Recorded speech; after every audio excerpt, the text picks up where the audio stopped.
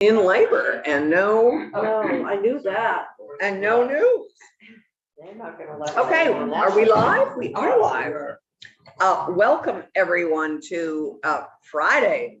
It is Friday, April 14th. It's the day, we expect a lot of young people here rallying for the planet. But here in Senate Economic Development, Housing and General Affairs, we're going to begin the day with hearing from Senator Jane Kitchell, who is the sponsor of a resolution that has been sent to our committee. Senator Kitchell, would you be kind enough to share with us why you are sponsoring this and its importance and why we need to pass it? Okay. Thank you, Jane Kitchell. I am a sponsor of this resolution. In fact, it's something we do every year. And the House has passed one that's just about identical. And what it does is recognize the important, particularly economic relationship that the state of Vermont has with Taiwan. A lot of that is in the IT semiconductor field. Taiwan, as you know, is kind of in an interesting position relative to the larger world diplomatic environment because of mainland China. They have an office in Boston. They come here. Senator Cummings and I and Senator Weston several years ago actually did a visit. They sponsor trips to Taiwan from different states. We went as part of a New England group. And so this is an affirmation of the importance of the relationship that we have with Taiwan, particularly the economic trade relationship. This is not a new, and here's Michael.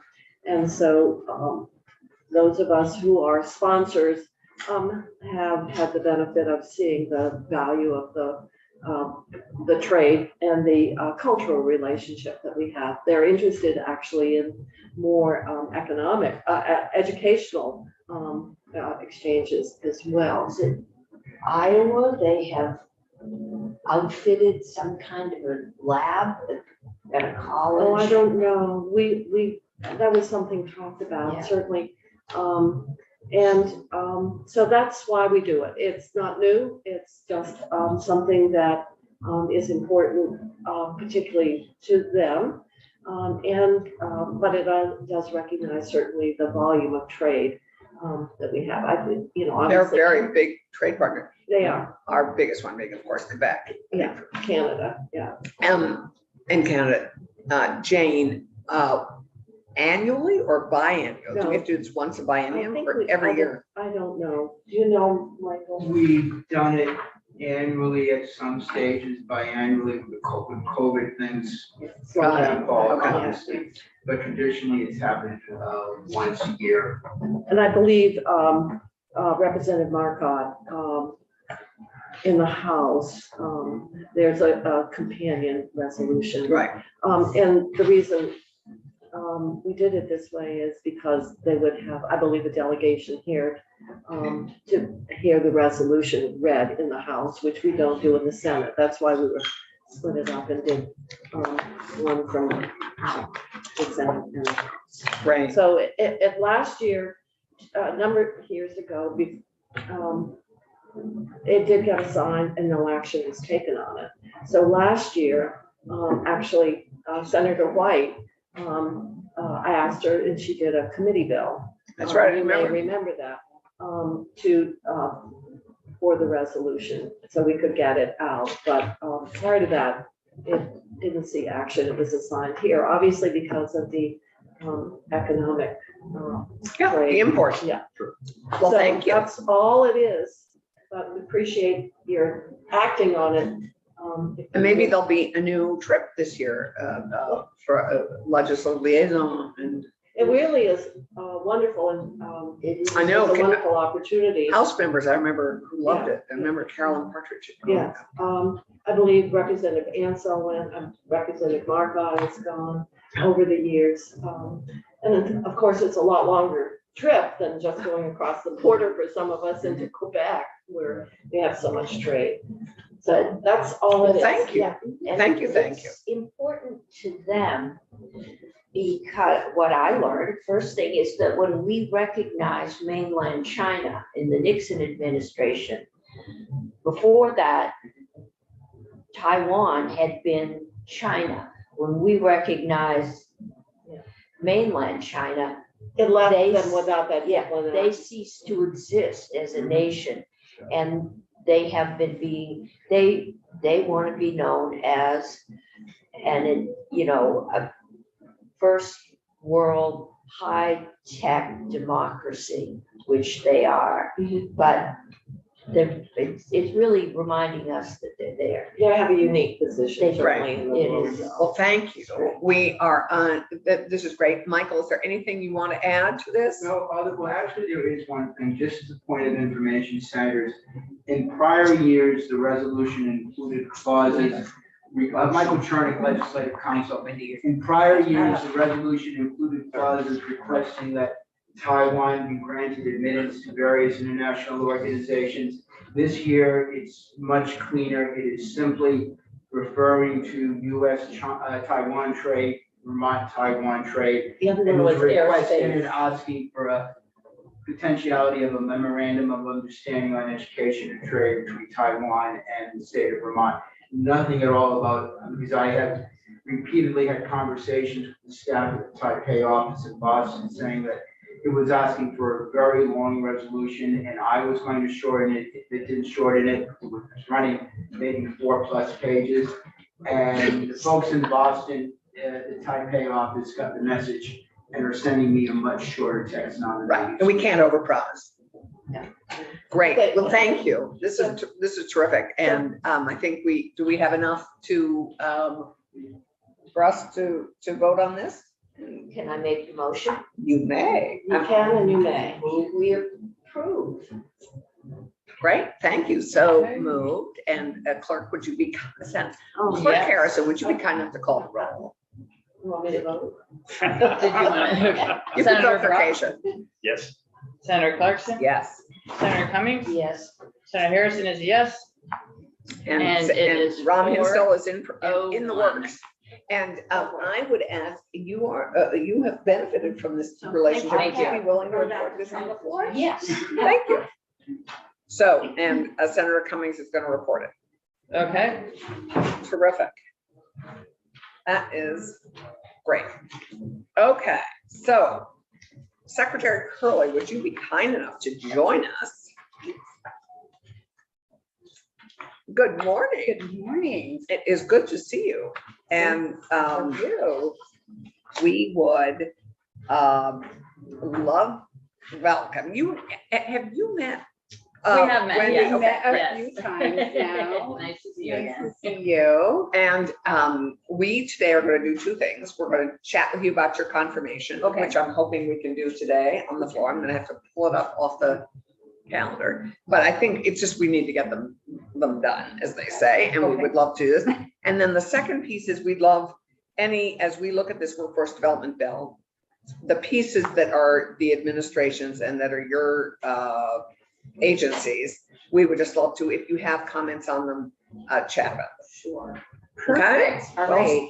Perfect. Is Senator Ron Hinsdale listening in today? Yeah, no, she's not. She She's not, is okay. in, I don't believe she is. I don't see her. She's not on the our- screen, but Okay. She might be. No worries. YouTube. No But worries. she So, is, she is in the middle of producing new life. say hello. So, okay. we're Well, busy. Yeah, she's She's busy doing. amazing. Amazing. So for the record, I'm Lindsay Curley.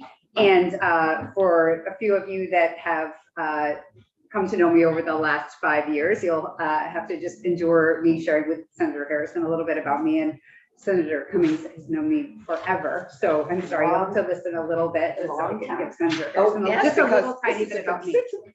Yes, No, well. do I start with you and my son Secret Santa in nursery school? Got it. We've known each other a long time. Long A long time. So I was appointed the secretary of the agency in September of 2019. And prior to that, I was serving as the commissioner of the Department of Labor for 2 years. And prior to that, I owned and operated a business with my husband here in Montpelier for nearly 2 decades, It was a fuel hauling company, a gas station, convenience store, and a deli. I feel as though the experience that I gained while running that business, combined with years of experience working as a CPA, I worked for the accounting firm, international accounting firm KPMG, was incredibly helpful to me in terms of both of my roles in state government. I'm really proud of the work that I've done to support both businesses, employers, and workers in the state of Vermont. And I believe that my experience sort of being in both roles has been incredibly helpful in terms of my ability to be diplomatic and compassionate and understanding both sides of the equation and helping people solve problems. During the COVID pandemic, I led the governor's economic mitigation and recovery leadership team and task force, which was responsible for, among many things, distributing more than $300 million, which the legislature so kindly trusted us to do. Thank you, which really saved Vermont businesses. And I also served on the governor's restart team, which also enabled Vermont employers and communities to start opening their doors again and welcoming people back to Vermont. And that was an incredible experience. I've explained it to people that this work or this time in my life was no doubt the hardest time in my career in terms of what I've endured. But when I look back, it's also the most rewarding because it took sacrifice and compromise, patience, and incredible stamina. I get a little bit emotional actually when I think about it, because I don't think that I may have underestimated not only my own ability for all of that, but Vermonters. And I never should have, because Vermonters are incredibly strong and resilient. And again, I remember that time, and it was, there were really dark days, but looking back, I have so much pride for everything that we all accomplished. So I hate to take people down memory lane, but it really is a big part of the journey. I think you're right. I think it's something we are proud of, having worked so productively together. The administration, the legislature, and the judiciary, all three branches of government, For sure. to help Vermont make, navigate the challenges of COVID. I think we did a rocking job. Really, yes. It wasn't pretty. Agreed. And it was hard, but we did it and we're here. So, and so with that, I know, again, it's an important decision that you all have to make in terms of confirming our team and confirming me. And the way I look at this is I have so much energy and so much that I feel like is left to do. I have unfinished business. And part of that is because there's always work to do, but really COVID definitely put a wrinkle in what we were doing and what we were set out to do. And I tell people that when the governor asked me to transition from labor to commerce, the way he presented it to me was, I want you to really go from regulation to promoting our state, which you love so much, right? So, you're going to grow the economy and help make it more affordable, and you're going to ask people to come to our state. And literally 6 months later, he was saying to me, I need you to ask people kindly to Not come to our state. And, suspend their operations. And having been a business owner, and I, in that moment, I just remember thinking, I don't know how to do that. We didn't know there would be relief coming to our state. We didn't know any of that. So, so everything was turned on its head. But we did it, and we endured it, and we did it for the sake of public health. And now we're beyond it. And so that's why I feel like there's unfinished business, and we have this money to bring, to invest. So there's making sure that we deploy that in a really responsible way. So I want to be part of that. But I also am finally able, as I travel around the state, I'm finally able to really get to know people when they're not. It's not to say that people aren't distressed, because they still are, but it's a different, people they have hope, right? They're ready to move forward and they want help. And there is this opportunity to do so with an unprecedented amount of federal help. And I just want to be part of it. So it's an exciting time, and I would just ask for your support and allow me the opportunity to roll forward and keep doing this really important work. So, any questions for Lindsay? I guess I'd like to know what, other than the ARPA and federal, stuff that we have in motion, because we had to, we pretty much appropriated most of that and we're doing some fallback. What else is left to do for you? What are you excited about other than the federal, the COVID work that we're still in the process of, the community resilience and revitalization program, for example? So much of what your department is, you've been incredible partners on economic development and keeping our businesses afloat. What else is there? What are you excited about? Yeah, well, obviously, there are the things that we talk about all the time, right? The housing and the workforce, really important for us to see us, bring housing online and help employers fill those very important jobs that they not only need to maintain what they have going on, but to be able to build out their businesses. And, part of that is, a lot of that is policy, right? And the money that we have coming through. But a lot of the work that I do that people don't even see is so many people have dreams and hopes, and there's so many programs around the state that are designed to help folks. And I didn't even realize how the Agency of Commerce and Community Development might touch upon some of the folks in our state that maybe you think of, their human services programs, for example. And just the other day, I spent time with Capstone, and I listened about people who are entrepreneurs who are, trying to start their own businesses, and they work, with Capstone to do that. And We love that micro business program. that's exactly what it was. And I spent better half a day with that, with the team, people that are working with folks, and it's so moving. And, what you realize is that our team, we aren't in silos, right? We're working with human services programs and, the Agency of Commerce, and we're trying to make sure that folks have good jobs that enable them to also live their lives, right? Because they have some barriers and they need to, be able to, again, like live their lives or raise their children or take care of their loved ones while also doing something that they're really passionate about. So there's things like that I continue to want to be a part of, in addition to all these really big things that we talk about, which is building the workforce and building houses. And so those are aspects that I feel really passionate about. Of course, I love our state. I always want to promote our state as well. I want to see us bring people here. I am a firm believer that, yes, it's great that tourists come here, but I do, again, think that we need to bring young people to our state. So I want to be part of that as well. I want to find a way to get folks, young people here, bringing their families here. And again, there's a huge, there are a lot of pieces to the equation. So, just to answer your question, there's a lot of things. And it's not always the exact, the really big things. It's a lot of like the little things too, that happen every day that people don't necessarily even see. But it's a variety that I love.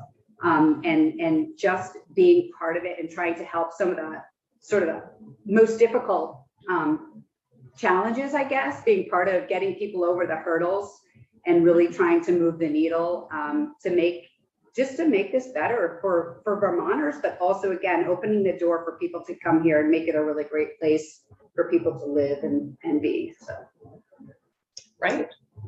Yeah. I do have a couple questions actually.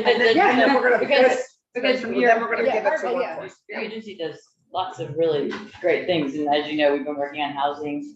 And one thing that I think it would be helpful, and I think it would be better in your agency than relying on VHFA, is just data collection. We don't have a good monitor of the amount of housing, and especially now, I'm interested, I think we'd all be interested in knowing what is getting built now, because I see the buildings coming up, but we don't have good information on that. So if that, I'm just putting a bug in your ear. Okay. If you have the ability or opportunity to increase data collection on housing, I think that would be super helpful. The administration and the legislature haven't always seen eye to eye on how we maintain that data or what kind of vehicles we use. to collect Well, it. so I'm just Yeah, no, I think it's thinking, great. I mean, it would just be really, really helpful because you have access, I think, to things that VHFA does not, like building permits, that kind of thing, but, And we don't have, and this is something we can chat further about with Josh, is the data on both private development and public, Right. you know, and where public dollars are, so just to get a whole picture of the Right. housing scene in Vermont. I don't think we have a right, clue on that, because when, you know, that would be great to see. The other thing I would like to know, since we get into the Act 250, doesn't help or hurt, is how many housing developments go to Act 250? Yeah. How many of those are publicly subsidized? How many of those are private? And then how many, and how many of those that come with all their local things intact are, have any significant change at Act 250?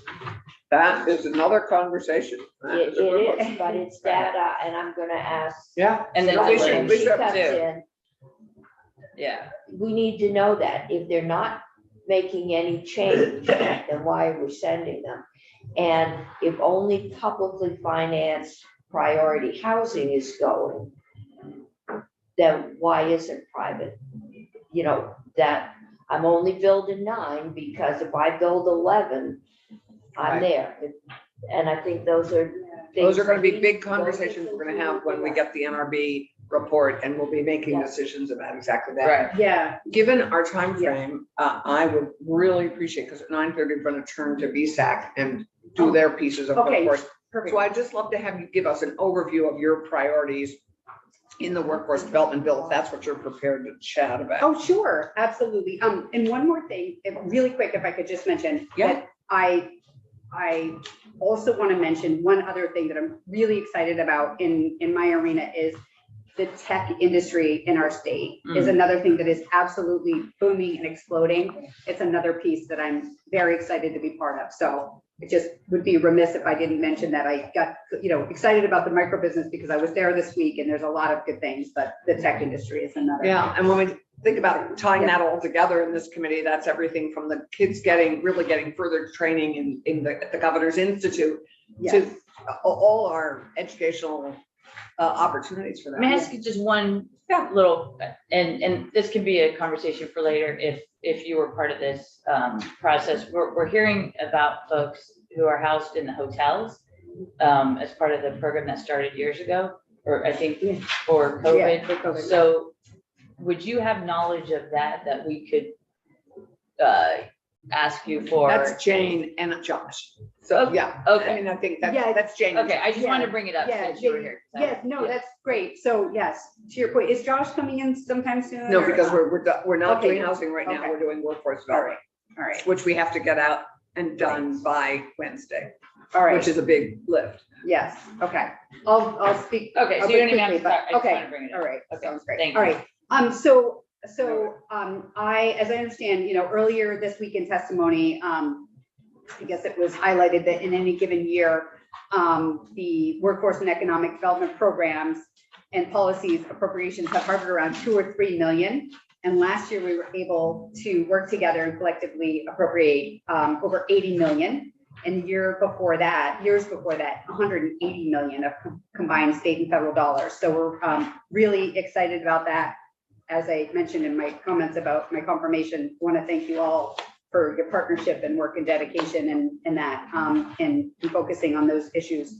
It's really exciting to row in the same direction on that.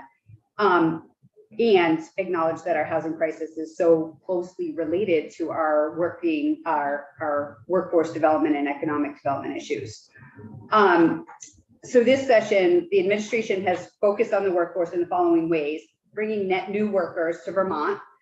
We've asked for an additional $4 million for the relocated worker program, while simultaneously asking for addressing housing needs. We've asked for $1 million in VDTM, Vermont Department of Tourism and Marketing's base budget, for our regional partners who are the state's boots on the ground support for those who relocate or are looking to relocate. The $1 million for the state's refugee resettlement program to help with workforce development efforts as well.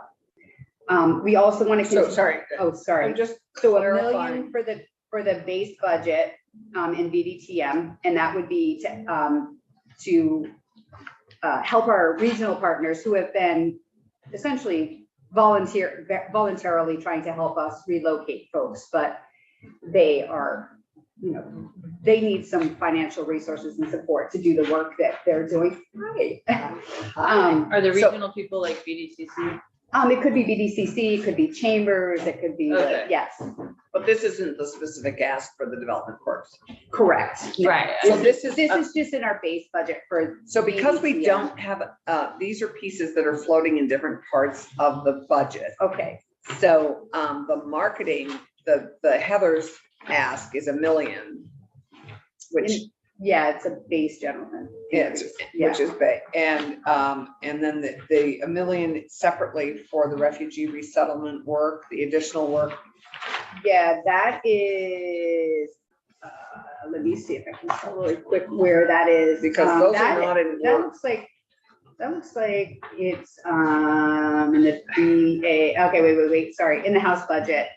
What I can't tell is whether, Our job is gonna, We'll is have to trying have to you- tease some of these out. So we're having Sarah Clark come in later. So okay. it's good perfect, for we us can to ask know Sarah. what your Yeah. asks are because. Yes, so that is out of, again, that's in AHS, but it's something you should ask Sarah about. It's something we at the agency support because again, we very much would like to have the refugee resettlement program supported. So what aspect of the refugee resettlement, because so the 1 million for marketing, we get, and we've Yeah. had Heather in earlier this session on that. And we're gonna have to do a little bit of tying some of the pieces Yeah. together here. The 1 million for what aspect of the refugee resettlement, helping them getting ready for work or how does it? Well, to be honest, I don't know the details other than I know this would support getting them here and from my perspective, just getting them into the workforce is what I want to do is make sure we have the supports there so that we can Right. bring the refugees into our Okay. workforce. So Sarah can provide you more detail. on that. Okay. Perfect. Just a plug here, we've asked for the increase in earned income tax credit and an increase of the threshold to the social security tax exemption. And, what the governor has asked, again, for the legislature's support in eliminating the military pension tax, so. Another committee, but yes. Yep, another Handling, committee. we have the chair right Yes, here. just, Fast. I just have to put my plug in. I know. Yes, And when the okay. governor forgives firefighters and policemen, I'll consider it. Also, we've asked for greater investments to train and upskill our workforce through VSAC, expanding work-based learning opportunities, tuition reduction and Vermont training program.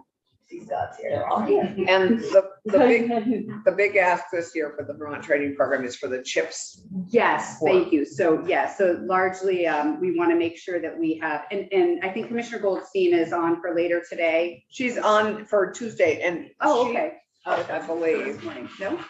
Oh, she's here She's at in- 10, Yeah, sorry. she's I- in at 10, so she can talk again, a little bit more detail, but And we have some new language that she, Okay. yeah, we've got a bunch of things. perfect, yeah, so for the CHIPS Act.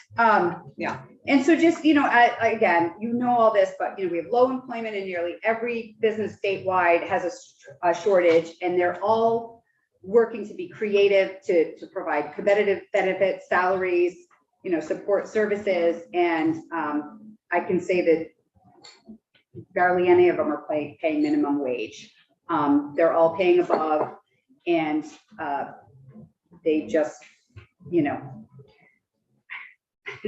they really stepped up to be part of the solution. And, I just want to say, we're trying to do everything we can here to make sure that they aren't seeing higher taxes, that we're providing them. I have to say all this, right? We want to make sure that we're supporting them and keeping their costs down and providing them with tools and incentives that they can use, that they can pull on to help them bring people in, get them trained, get them in their state and employ them. So, Right. Well, perfect.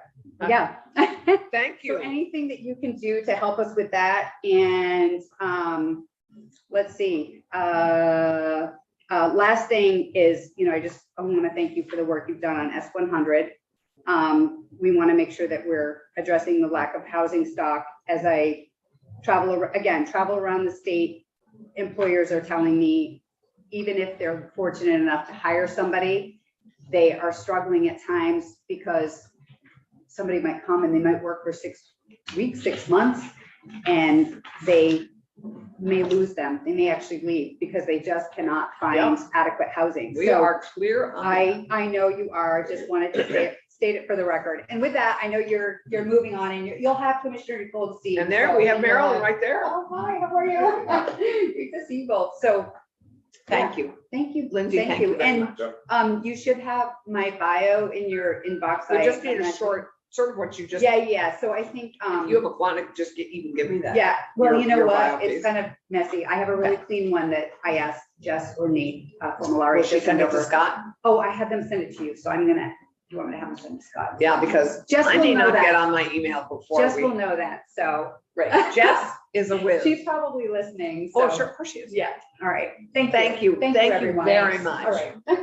Enjoy, Thank you. and thanks so much for your Do you want to service. vote? Oh, thank you. Do you want to vote? On Or do what? that on confirmation?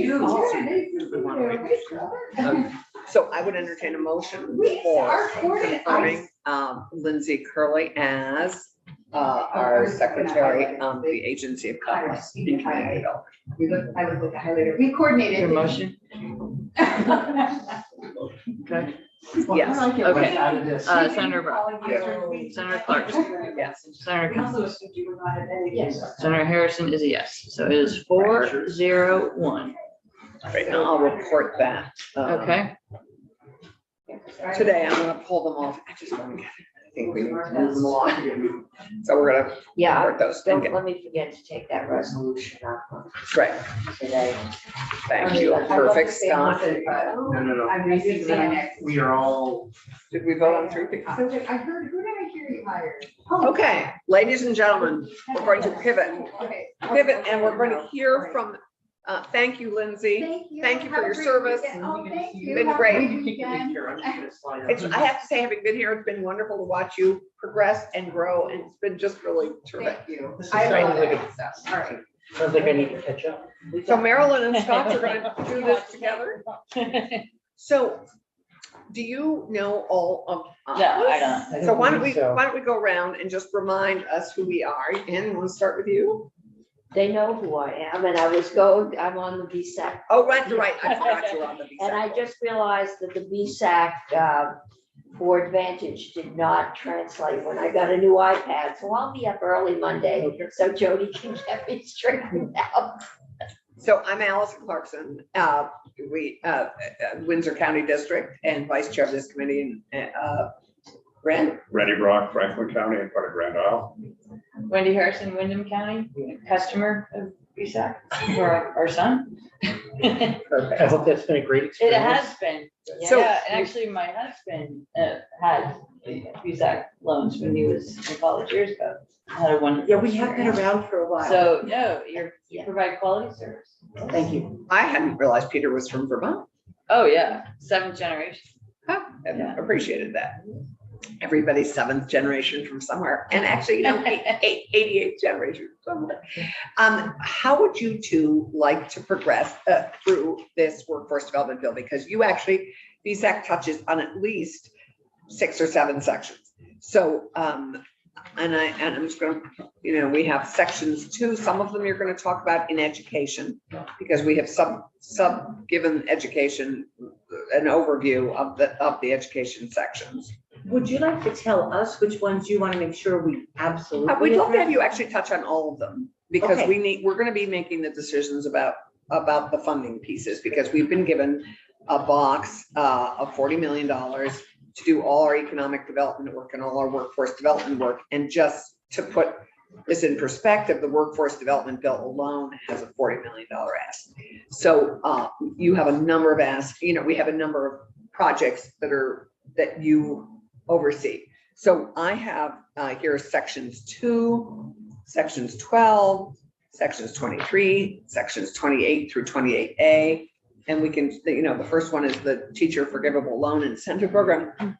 You have half an hour, you have 25 minutes to sort of tell us what are, how we're doing. Some of those are follow-ups from our S11 bill last year, which we'd really like to understand how our work is, the things we passed and made priorities for in the past, how they're doing. That would be, well, that's a lot of these forgivable loans, quite frankly. That's work from last year. So it's yours, take it away, and we would love to hear about all these fabulous things you're overseeing. All right, so what I'll do is I'm gonna take 2 minutes just to do, just an overview really quickly for everybody. And then Marilyn, amongst other things, runs all of our financial aid programs.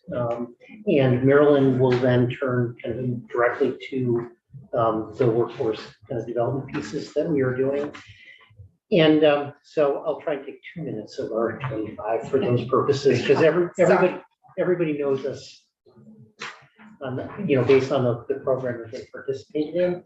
So just introduce yourselves for the Yeah. record. Scott Giles, President and CEO of the Vermont Student Systems Corporation. We were created back in 1965 by the legislature. We were created by the legislature and the instrumentality of the state to ensure that Vermonters have access to both the information and the financial resources to pursue education and training after high school. Oftentimes people think of it as predominantly in terms of traditional post-secondary education, but we've also been actively involved in workforce development for at least 30 years. I can get corrected on that with a program that we'll talk about. We run a full range of programs. So we administer the college savings plan. We've got counselors providing career education counseling in nearly every middle school and high school in the state, as well as working with adults. Our counselors live in the communities that they serve. So they're kind of scattered around the state. We are providing that support to about 6,500 kind of students of all ages. We administer the state grant program, which we'll touch on. We also administer the 802 Opportunity Program, which this committee supported last year and the year before. This was a new program that allows students coming from families earning less than $75,000 to attend CCV tuition and fee free. Tremendously successful in its first 2 years of the program. The House included in our base appropriation, which was our ask to make it permanent. Marilyn will touch on that because it's an important part of the workforce overall. Can you give us a notion of how many it serves? Yes. So we'll narrow and touch on that. Okay, Marilyn great. will touch on that. We administer about 150 private and public scholarships worth just a little under $10 million, a year. And I mean, like scholarships from private donors, but also publicly funded, programs like those that we're going to be talking about now as well. We've got the forgivable loan. So like Vermont's version of the Guggenheim, except smaller. Yeah, smaller. And okay. And then of course we continue to kind of provide student loans as a kind of supplemental kind of source of financial aid for families that that need it. And Advance Vermont. And we serve as the fiscal agent for Advance Vermont and as their kind of the backbone entity. And I know that you've got questions about Advance Vermont. Tom Cheney is the one to have come in and talk in detail about that work. He testified yesterday. Okay, so He just got interrupted by a fire. He did. We had a fire. We had an evacuation of the building because our sprinkler system had a little bit of a hiccup. I had heard that as we kind of walked in. So with that as introduction, Marilyn, why don't we just jump right into the workforce development? Sure, so So I'm gonna, if we can work off the bill or we can work, and I like working off the bill because then you see all the language. I am so sorry, I did not bring a bill with me. Well, that's okay. Just work off your sections that we can find. You don't mind, so let me So- look at what. I can look for- I've got the spreadsheet. So section 1, I mean, we have the teacher forgivable loan incentive program. Perfect, all right. And then we can, which is section 2 here for some unknown reason. But it changed when it got put into the budget. So this entire bill got put into the House budget. which has complicated things a little bit. Yes. But it doesn't complicate the programs that you are so doing such a great job with. So let me start with the teacher forgivable loan, and let me back up one step. First of all, Marilyn Cargill, Vermont Student Assistance. So I want to just explain a forgivable loan versus a scholarship versus a grant, just so we can kind of be all centered in what we're talking about here. So a grant in all cases at VSAC is a need-based program, and it's based on the income and assets of either the student themselves, if they are an adult, or their parents, if they are a dependent student. The scholarship programs, a true scholarship program, is gift aid, just like a grant. It's not going to be repaid. And as Scott said, those are coming from philanthropic groups. They're coming from fraternal organizations around the state. Some of them are state dollars. Some of them are individuals that have just stepped up and created scholarships. And we have about thank you. We have about $9.5 million worth of scholarships that we administer in that way. A portion of those scholarships are forgivable loans that the legislature has created over the last few years. And forgivable loans have been the vehicle of choice by the legislature to create these new programs. A forgivable loan, and frequently they're called scholarships, they are awarded like a scholarship. So they are given to a student who is going to go into the field of teaching, the field of nursing, go into one of our trades areas. We'll talk about all of those very quickly. And what they are obligating is that in return for full tuition, they will work for the state of Vermont in the job in which they are trained for 1 year for each year of funding that they receive. So a forgivable loan, for all intents and purposes, is a loan. It's not truly a scholarship, and they are either going to repay it with a work obligation, or they're going to repay it with cash if they do not meet their work obligation. And in all cases, VSAC is the one that's, I should say in all cases, in most cases, VSAC is the one that is tracking that, and we are the ones that are collecting on it if indeed it does become a traditional loan program. Okay, so with that for background. Yes. Is it okay? Do you mind if I ask a question? Just with Sure. that. So if they work half a year, then they owe half. I mean, how granular does it get? We get just about as granular as you just said. So if somebody has worked 6 months, we would forgive 50% of 1 year's worth of funding. And then let's just say they worked 6 months and found a job and left the state. The remaining 50% of that forgivable loan would then become collectible. Okay. Right, terrific. Thanks, because that's helpful, because many of the programs in here are forgivable loan programs Yes. for different professions. Randy. Oh, As sorry, you Randy. track things, how do you track them? So what we do is when a student applies for one of these loan programs, we know what year in college they're in. So we will go out to them at the end. So let's just say we award money in September. In July, we go out to that student and we send them a form that says, there's a list of things. Are you still enrolled? Have you graduated? Are you licensed? Are you working? They check and tell us where they are in their status. If they tell us they are enrolled, they must send a transcript to prove they're enrolled.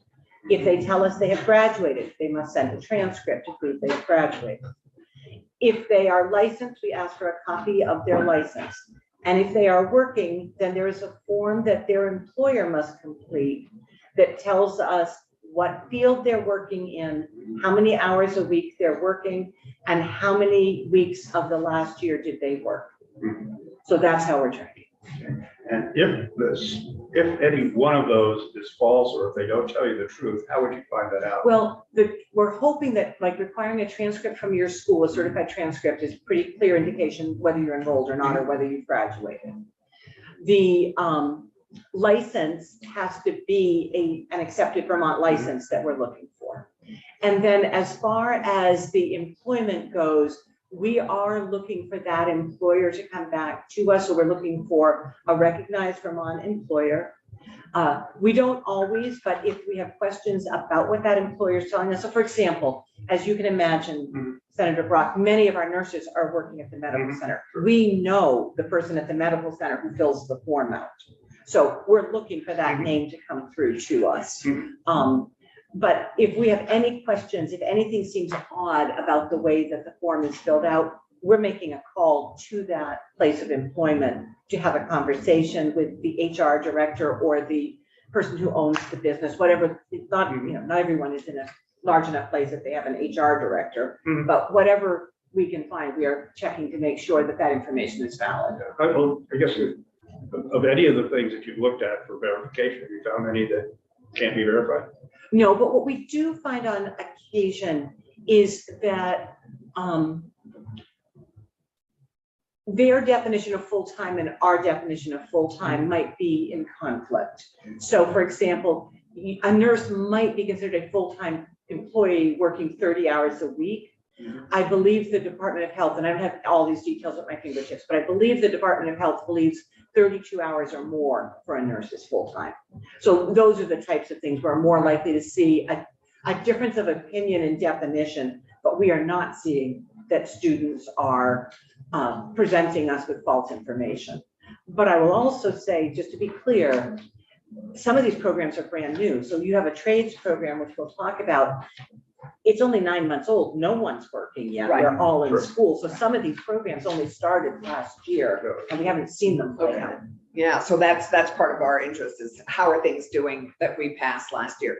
So Okay. we would love to, if that's very helpful. The teacher forgivable loan is new, I believe. Yes, that is a brand new This is program. brand new, This was proposed by the NEA and teachers. right, and it came out of the House Education. Right. And it would be another forgivable loan program. It would start this September. We would offer students the ability to apply for it over the course of the summer. So we'll work very hard to get that stood up very quickly. And so that will look just like everything we're talking about right now. It's a forgivable loan program. Right, so for every, great, that's terrific. Why don't we go to one we set up last year, the next one down? I mean, unless you have something else No, to that's fine. add to that. And that would be administered through your, and the nice thing is we don't have too much setup time on that. We have to be, because you already have other forgivable, you have a sort of model for forgivable Yes, we do. programs, which is easy to, right. How about, let's look at section 12, which we did set up last year.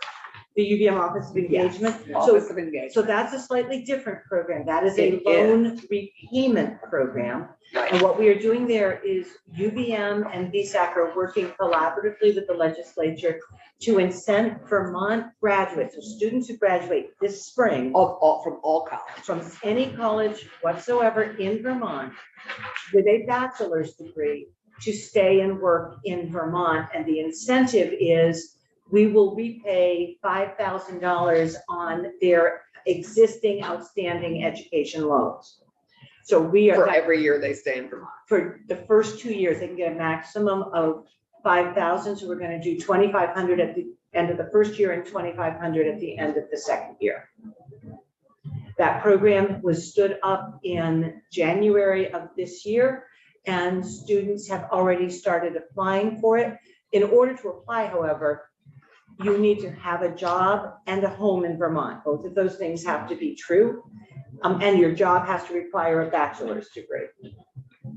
So And all college, right. Okay, so working at McDonald's doesn't count. working at McDonald's does not count. No, we need the Oh, so job. the job itself requires a bachelor's. Right, we're not tracking that an accountant is working in an accounting firm. They could be working for Skinny Pancake as the accountant in that business. But as long as the employer verifies that that job required a bachelor's degree to be hired, we will consider that an appropriate position. So we have as yet not accepted people into this program. No, we are accepting applications right now, and since graduation starts anytime next week through the first week or two of May, we will be expecting a large number of applications coming in. But again, in addition to successfully graduating, they have to be employed to apply, and they have to have a home in Vermont. All of those things must align. Right. And this is, as you say, is a loan forgiveness program rather than a forgivable It's a loan repayment repayment. That's right. program rather than a forgivable loan. Right. That's right, because it's only loan repayment up to $5,000. Correct. And the 2.5 million that we appropriated last year, so that is in part spent setting it up.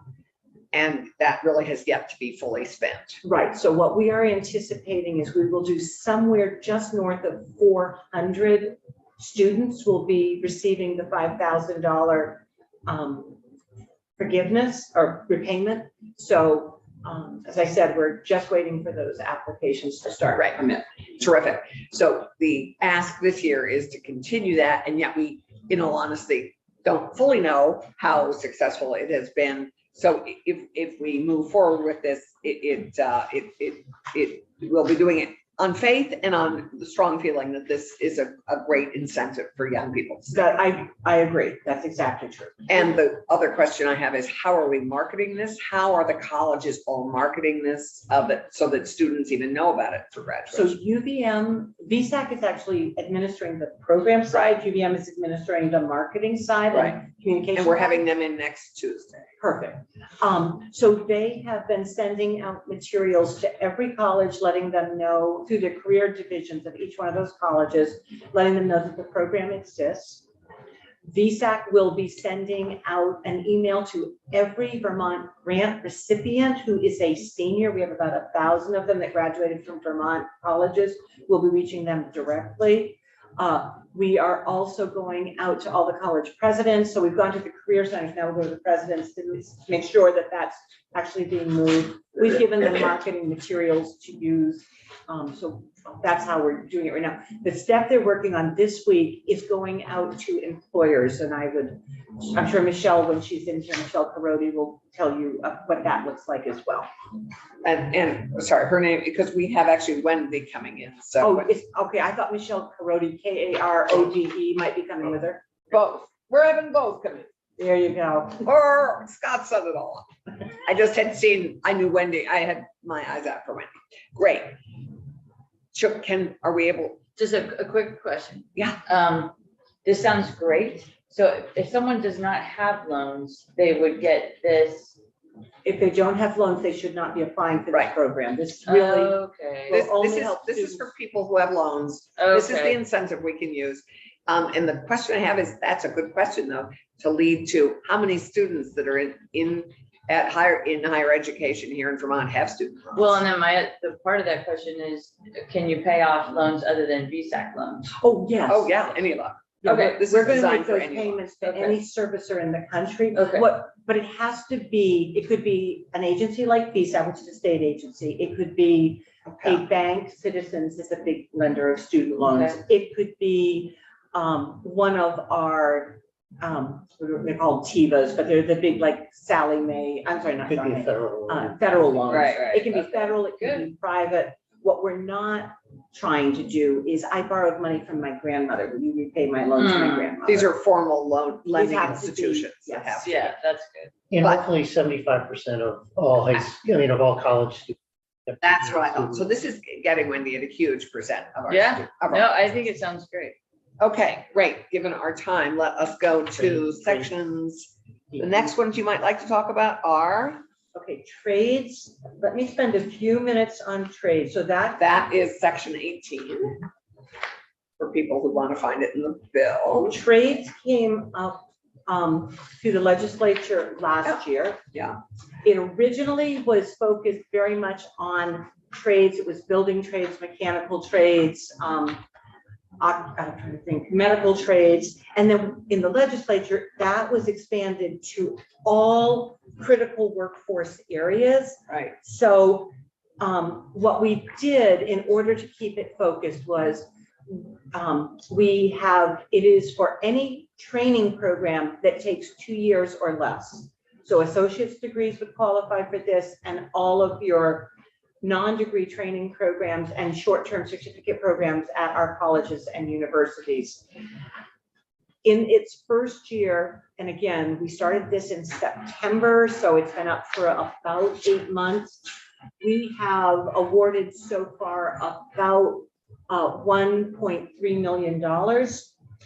We have permission to roll funding forward out of the original obligation or I think the original We had appropriation. 3 million, I think, last year. That's right. Is that right? That's right. And so we are asking for 1 million this year to add to the carry forward so that the program will continue for another year.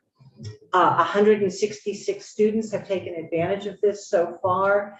And there is information in the presentation that I sent you that shows you the buckets of careers that students are in. And we've got them in medicine, we've got them in electrical, we've got them in pretty much if you name it, it was approved.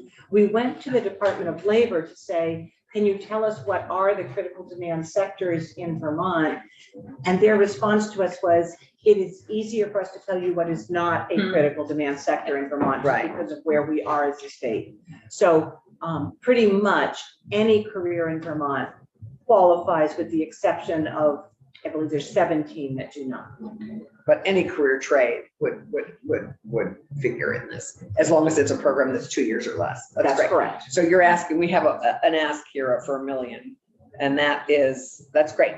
And then we can evaluate it more fully and roll it, continue or not next year. Correct. Yeah, and my one observation that Merlin would make is that we stood this up in September to have spent 1.3, and it's probably more It's than that impressive. at this point.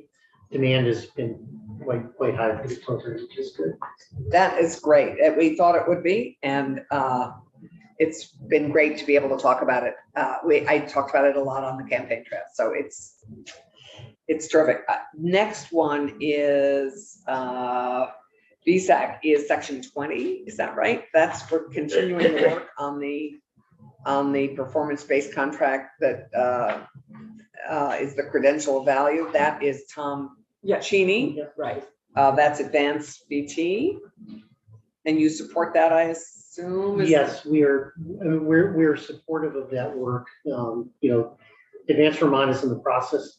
Our role in the beginning with the state colleges and UVM was to help set up this entity.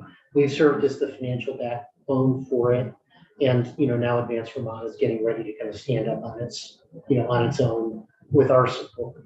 And will it stay under your umbrella? Because I think this is one of Randy's. Our goal is for them to become a freestanding, or, we kind of were the seed for them, and now it's time for them to stand up. So you've been an incubator. We've been an incubator for them, and So they'll stand up in effect as their own nonprofit. it's their own nonprofit. That'll, I think, make us happier. Just in terms of being able to access their financials, it's been a little challenging through your website, I think, Randy found. So we're happy to answer any questions that you might have, but that is the Is there goal. a separate, in effect, a subset of financial statements that you maintain as a fiscal agent? We actually maintain them internally as a kind of, we are responsible for maintaining their financials now. Our goal, to your point, is to have them become a freestanding, separate 501c3 with their own financials. But as of right now, if you wanted to find out what they've done financially over the past year, would we be able to come to you, and would you be able to produce, in effect, a set of documents that would, in fact, be equivalent to their financial statements? We could do that. Okay, great. Thanks. Thank you. Because I think what they're doing is just terrific and fills a real niche, particularly as that had been an objective of DOL's, and they seem to be doing it in large measure. What next would you like to talk about it? 22 is psychiatric mental health. Okay, so Yeah, that's okay. a brand new program that came That's out of health, I believe. That's sections, I think, 22? 28. What section is it? 2022. I think I have that. Looks like 22 on mine, at the bottom of page 19. It is 23, On my but the money's. spreadsheet, it says 23. Yeah, I think it's 22 and 23. I think the program Okay, is That's discussed. just the diff, yeah. It's for bill the and the appropriation versus. Okay. We don't have a lot of information on this, other than it's a program they would like VSAC to stand up this summer for this coming fall. So this is a new A new program, program. and it is It's another forgivable loan program. Right, which you're now becoming whizzes at. Right. And how many people would this serve? You know what, I honestly We're have, gonna have more information from Ginny on that on Wednesday. Oh, okay. Because the committee, their committee is looking, the health and welfare is looking at these sections. So this is a, one from Ginny that we're gonna hear more about. And that's $1 million, I think, yeah. The next one, do you want to speak to section, so you're just I mean, there's no just, but you're administering this. right? Okay, yeah, no, I get that it's not a just.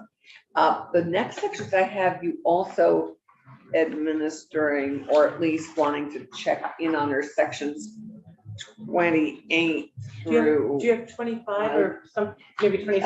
I've I'm looking for got- I've nursing. got the 10, nursing, yes, and we're which gonna is hear, climate workforce. Very good.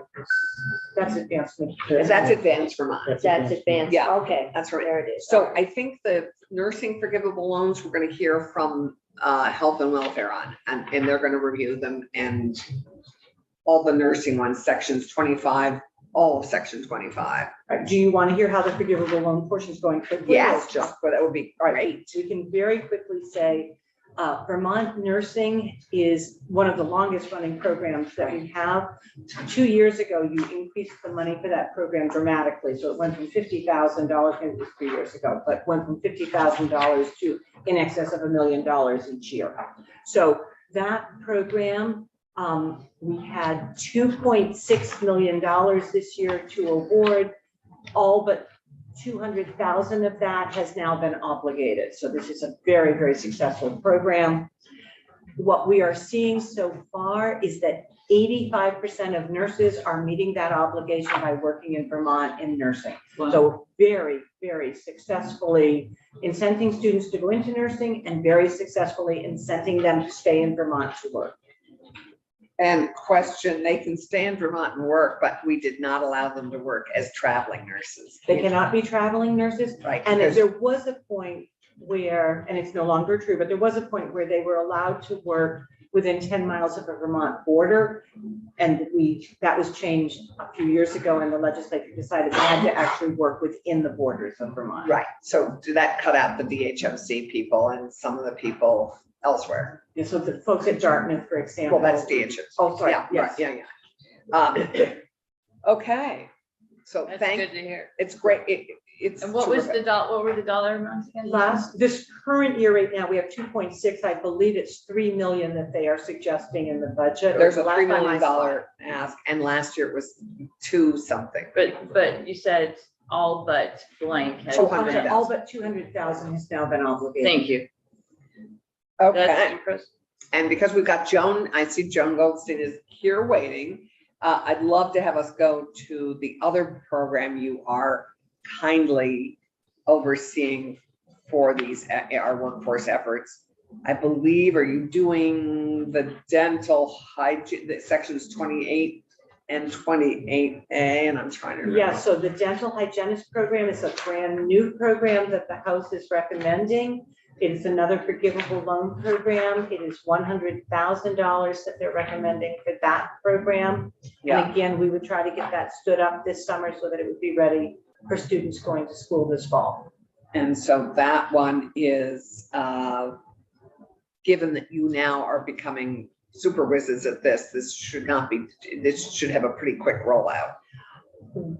Right, yes. Yeah. Yeah, no, I'm not concerned that we can't get the three new ones stood up, and all of the ones that are standing just need to be funded so they can continue. They already exist. So there's Right. no work to creating something that's already, it's just adding money to the pot for everything that's already being But run. this The is a three- new one. The three new ones definitely So the need three to new be ones- designed and stood up. Yeah. Right. And the 3 new ones are the hygienist, the, not nurse, The psychiatric psychiatric nurse and as well as the teacher.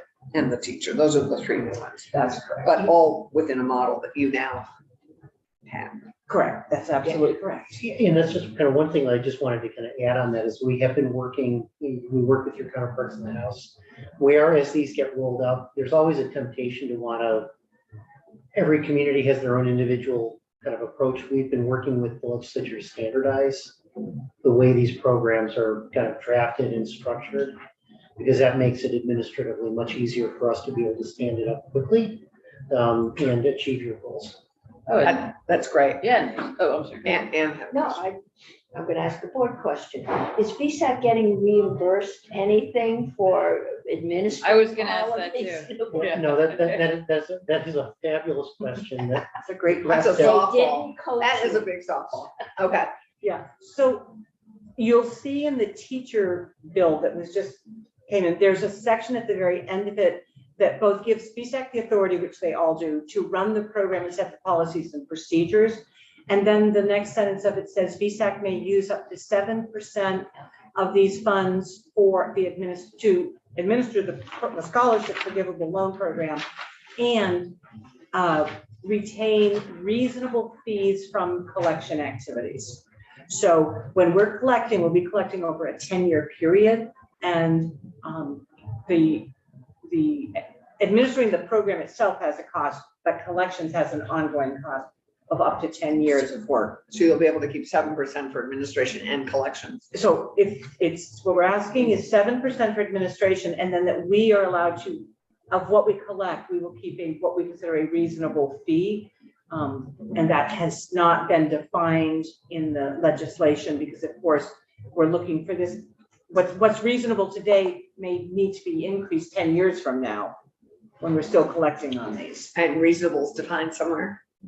No, it has not. I mean, within the student loan space, there is an understanding of that you are allowed to recover the actual cost of collection, whether we do that ourselves or you're working with a collection agency.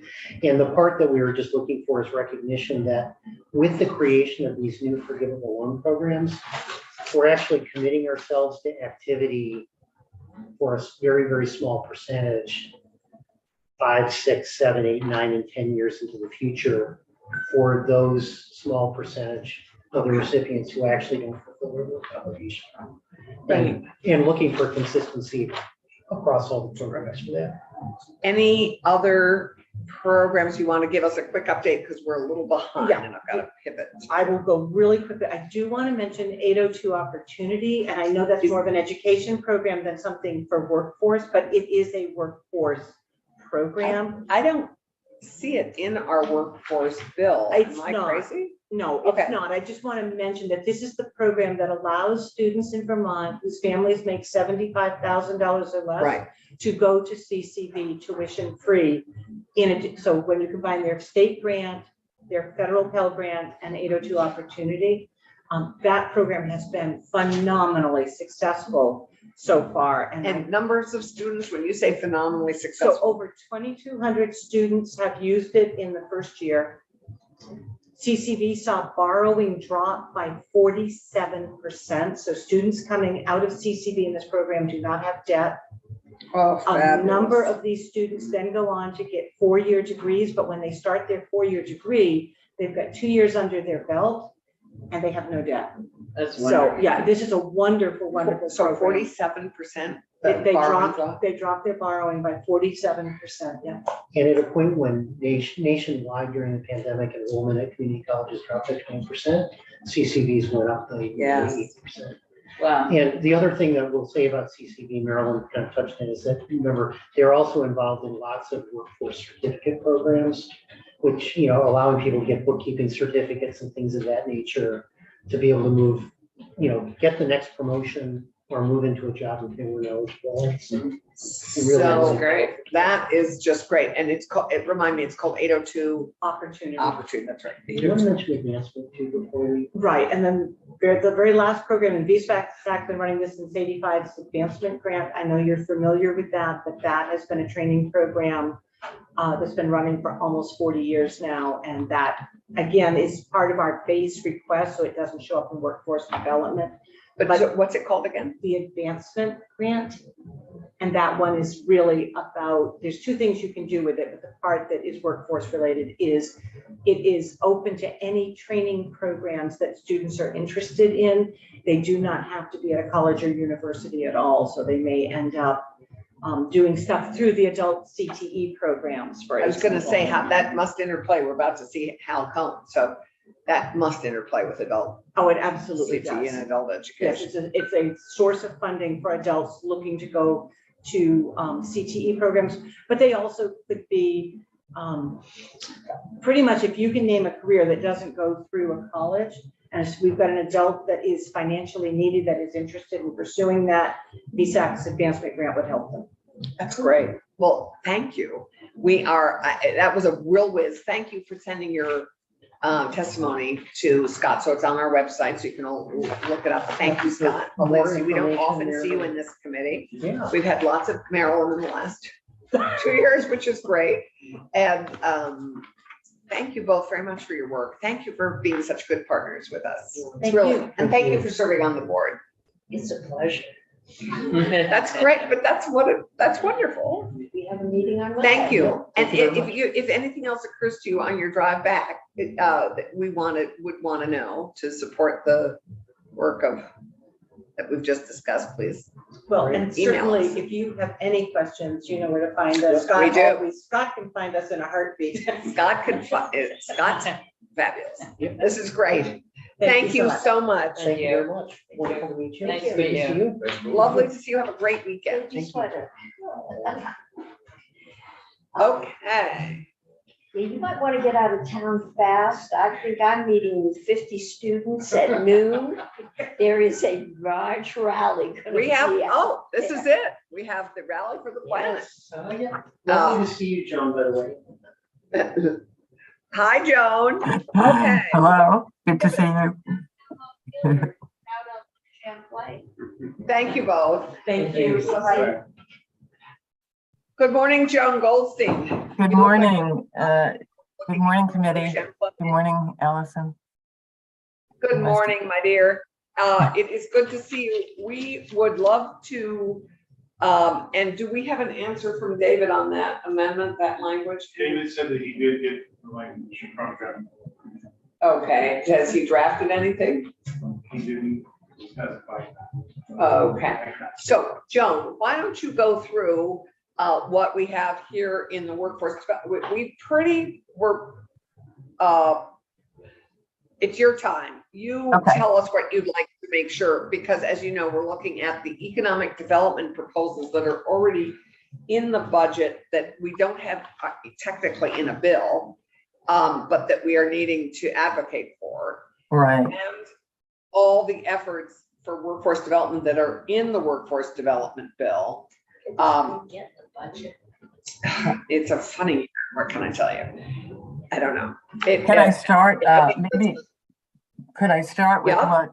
what was excluded, just so that we could spend some time talking about the new relocated Yes. worker? Sorry, I should start from the beginning. Joan Goldstein, Commissioner, Department of Economic Development.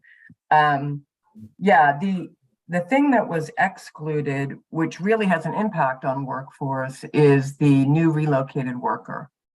So that is not in the House budget, and looks like it's really not anywhere. Well, I it's right think- here, right now. Sorry? It's right here, right now. Yeah, I know. So to recap, we asked for $4 million in new relocated worker. All of the workforce development programs are great, except that many of the businesses are saying they're not even getting enough applicants. So I think we still need to do our recruitment effort from outside the state. The thing that we wanted to clean up and change this year is to have applicants apply before they move to the state, so that we have a better way of aligning that they moved here because the incentive played a role. And so we are asking for some change in language. Last year's language included a date of you could have moved here after July 1st, 2021, and you're eligible.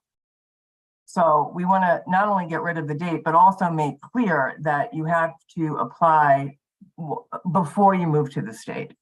And so we did a little bit of both this year. So just to recap, last year you appropriated a little over $3 million, and the program had received an overwhelming number of applications in the first month. It's currently oversubscribed. Sorry, We have that. sorry, yeah, how many, sorry. Joan? How many Sorry? were the numbers again? Last What were year, the- the program opened with $3.093 million. And we Right. accept applications from those who moved on or after July 1st, 2021, because that had stayed in the legislation, as well as those who have not yet made the move and would like to. So we were accommodating both. What we asked for this year was $4 million, just because the appetite is so robust. And we also wanted to clean up the language to make it where the applicant has to apply before they move here. So, sorry, Joan, the numbers of people in the pipeline and who've already been Yes. served. Okay, so the program has processed 687 unique applications. There are currently 360 applications in queue. We've approved 326 applications so far, totaling $2.1 million. So we've got 945,000 remaining, but we have a queue that is representing the demand of 2.3 million. So we are 2.3 million oversubscribed.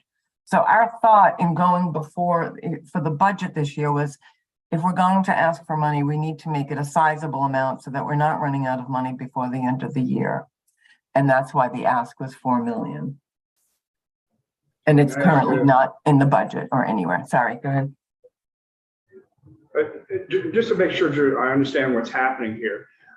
You are changing the program, or proposing to change the program so the person will not have moved to Vermont before getting the award. But for the people who are in queue right now, some of whom who have moved, would those people still be eligible for an award? Depends on what we want to do. In the past, we have not been able to do that because each and every year there have been new requirements.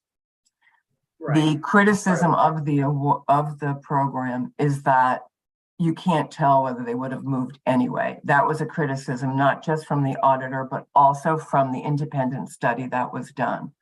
So we wanted to make a change, and we wanted this last year, and there's language in there that gives us the ability to do that, but it doesn't preclude the people who are already here from applying. We would like to fix that so that we could improve the program and truly have it like it's an incentive.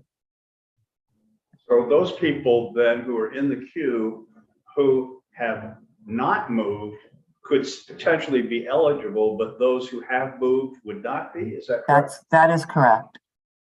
That is correct. And, you know, otherwise the amount would be double what we asked for, right? Like, I don't know how we would accommodate all of that. So for example, we have a few people who have applied, more than a few, like 97 applicants have applied. They're from out of state. They've accepted, some have accepted offers with Vermont employers, and we give them like 9 months to make the move here. And then we give the money after they've proved residency. And the number, just for Wendy, who's new to this, but Ann's at least been here too, of the 326 that have approved and gotten money over the last several years, that results, and I assume you have that in testimony that you've sent on this program, because you have a report every year, that's resulted in quite a substantial amount of tax dollars and quite a lot of people when you include their families. That is correct. When you add it all up, and we don't have this up to the minute for the 326 this year, the report that we sent to you was from January, so it's going to be a little bit less. But when you add up all the years in total, there's more than 1,200 people that moved to the state when you include their partners and their families. And so we'd have to calculate that, you know, for this up to the minute. I just wanted to give you an up to the minute idea. Anne has a question. Are we tracking how long they stay? We have not, because there had been no requirement for that, but we can go back out. I think we do a survey at the end. And remember, this started in 2019. I think we did an informal check to see who was still here. And I believe there were quite a few that were. In fact, the independent study, I think, went back to the 2019 program to see that, and they were, but, you know, it's still a short, you know, it's a short-term thing. Yeah. And how much do they get? The average grant is Yeah, what? I don't have that up to the minute one. Historically, it was like 3,500. It has increased to around 5,000, but I don't have that for this up to the minute. But, you know, it's surprising how many do claim less than the maximum amount. The maximum amount is 7,500 if you locate outside of a kind of the LMAs that are doing better, let's say. We're basing this also on the labor market area the same way DEGI has labor market areas that are determined by Department of Labor. But if you're in an area with higher unemployment and lower wage, you can get 7,500. And if you're like in Burlington, let's say, you can get 5,000. Joan, would you be kind enough to get us the latest numbers on the relocated worker? That would be great. Well, we've started this, it was reimbursement for expenses. Yes. Does it now become, No, that's what it is. yeah, okay, so you do still have to show, I hired a moving company. Okay, Yes. or you, And Yes, so Miss- and are you getting us, are you working with David to get us that? That's one of the new language asks. Is Yes, that new language? I wrote to David earlier in the week. I lost track of days, but like, I think it was to, you know, I think what we had recommended is get rid of that July 1st, 2021 date, but also make it clear that it isn't as simple as just moving here. You really need to apply for this before you've moved. And so we gave that to David the other day. Okay, great. So we're expecting that amendment, and then we have to make a decision of what we want to do about the money and Yeah. continuing the program.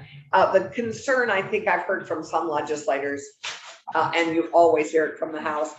I mean, not only, well, the time change in the application date will help, but the other concern people have is, oh my God, so many people moved here during the pandemic. Why do we still need this? Yeah. So that's a question I think we have to be able to answer if we decide to continue to fund this. This was started in our committee as the remote worker. We got a huge amount of press attention, continue to get a lot of press attention for this as the new relocated worker. Yes, I think what we have to look at, and maybe Department of Labor has the most recent up to date, but the last time I checked, it was something like near 20,000 open positions. So I think we still have to pay attention to the fact that there are these open jobs that aren't getting filled. So even though people moved here during the pandemic, some of it was remote work, people going back to offices, you know, how much will that stay? Most recent report I saw was that the second year of a pandemic wasn't as much of an inflow. So, you know, it's really about, is this a temporary blip? Is this, you know, a sign of things to come? At the end of the day, we still need workforce. We don't have enough people in school to actually fill those empty positions. there was a pop-up thing on my computer. The Census Bureau said that we saw an increase and we were now back to our former anemic in-migration numbers where our in-migration was not offsetting our deaths and lack of birth rate. So we're back, it's just. I saw that too. Yeah. How many people actually moved here or just stayed here for the duration? I don't know that we had the. We're not ability going to know yeah, that. We are. Yeah, and sadly, well, I don't want Maybe to. school populations. Our school actually in Woodstock, our school population still got a big bump.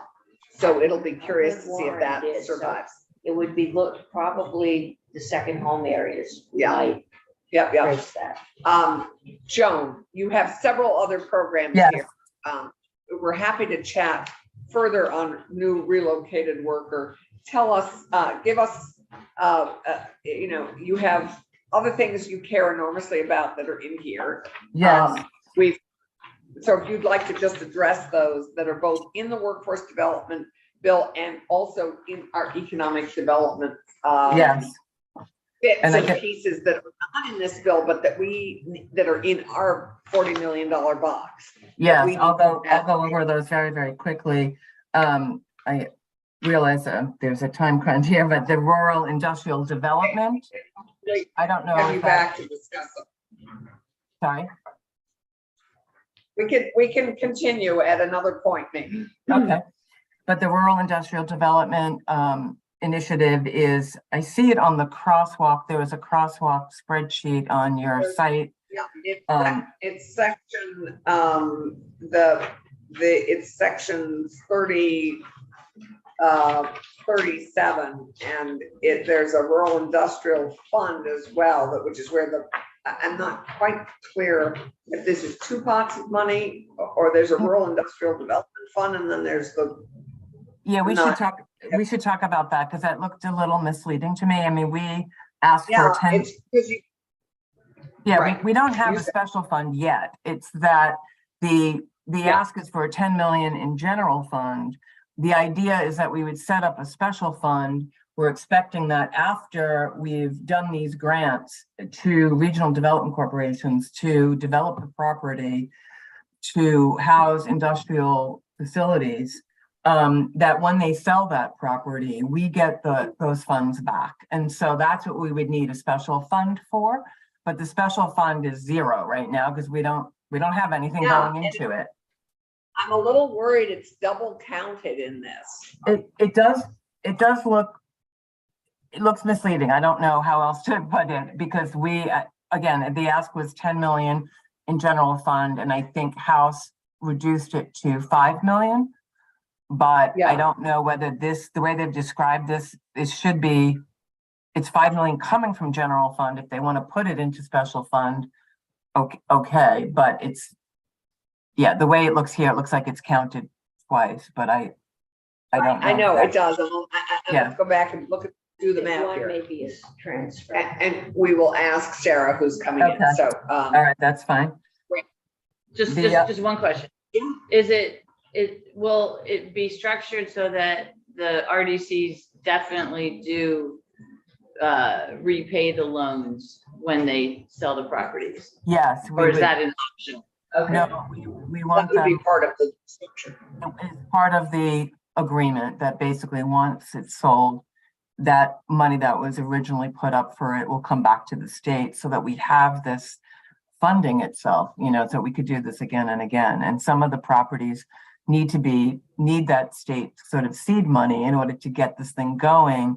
But the expectation is that it could either be refinanced or sold off. It's just a way to make sure we have site-ready properties to accommodate the business growth and or relocations. So, yeah. Okay, so it's kind of built on spec. It is. Right. It is kind of, that's exactly right. I mean, the idea is that our vulnerability is that we're not going to have sites that are ready. And so for an expanding business, where are they going to go? They'll go to a location that does have something for them. So We heard from Fred Kenny yesterday. That this is both for Vermont business, and which seems to have a high demand for in his neck of the woods. I know we had it we wish we'd had more of it in our neck of the woods in the Upper Valley when Joan ran the Fremont Economic Development Corp and had wisely, I thought, invested in those properties, and then sadly they got sold. But we need that space now. So Joan, you were visionary on this many years ago. And we also know that the Canadian companies wanting to expand into Vermont have been pushing on this and articulating this need. So those are I went to graduate school with the economic developer for county in upstate New York.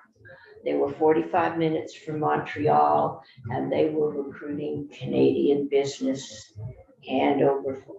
Yeah, and we Absolutely. invested in our Montreal office, and which is doing, you want to just give us a quick update on that? That's not in this bill, I don't think. It's I not hope in this it's not. bill. We have a long list of prospects, and what we did is the more imminent prospects that they were able to generate.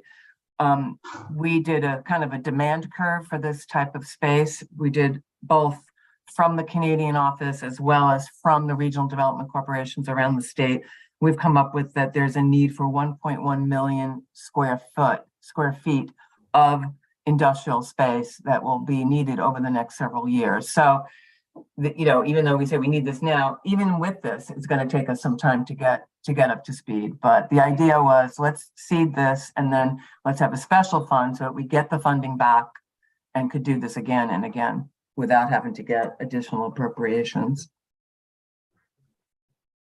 Got it. Okay, what else quickly? Can I just tiny little thing about Montreal? You probably know that we're trying to get the Amtrak service reinstated. I thought that was on track. To Montreal. Ha ha ha. No, it is on track. Well, it depends on what you call on track, but it's stalled waiting for the Canadian government. So I was just curious if you've heard desires or anticipation for that service when you've been talking to Canadians. I think in general, it'll be great for tourism. Like, I don't necessarily hear it, but I could check and just see what we're hearing on the recruitment side.